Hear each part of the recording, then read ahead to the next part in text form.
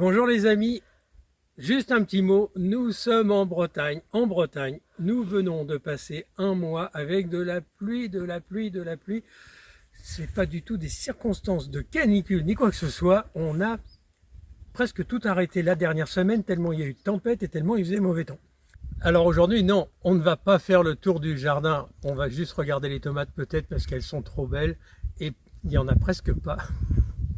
Ça c'est marrant, elles n'ont pas mûri pour l'instant. Nous, le début de la saison commence, on a des tomates depuis 3-4 jours. C'est vraiment impressionnant.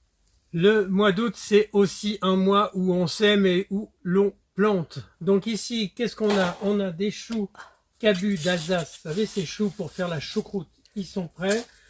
On va les rempoter.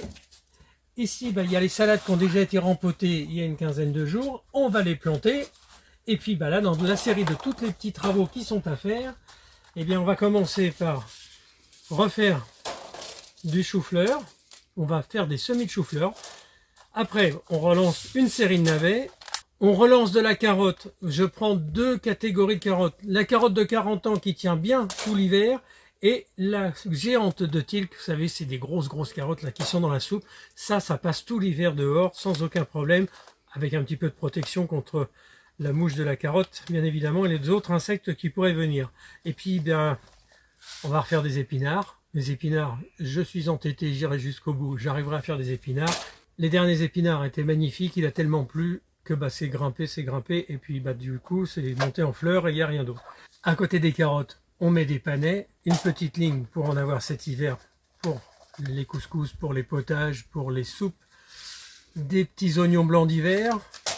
Ça en fait des choses à semer et à planter. De la mâche, c'est le moment de semer de la mâche, puisque quand les betteraves rouges vont être à maturité parfaite, eh bien la mâche sera là pour l'accompagner, et imaginez-vous les petites salades qu'on va se faire. C'est le moment aussi de faire ces semis de salade. Alors les semis de salade, moi je prends de la rougette de Montpellier, on fait les semis au mois d'août, et là on aura de la récolte jusqu'au mois de mars-avril l'année prochaine, c'est magnifique. Et puis là aussi il y a la petite laitue de la Val d'Orge et la merveille d'hiver, ce sont des salades qui tiennent très bien sur la fin de saison, ça va être super. On peut relancer aussi du persil, des petits semis de persil, c'est pas mal. Et puis la vedette du mois d'août, tous les ans, j'adore ça, ce sont les choux. Alors excusez mon accent chinois, pak choi blanc, le taïsé, le pak choi vert, making choi,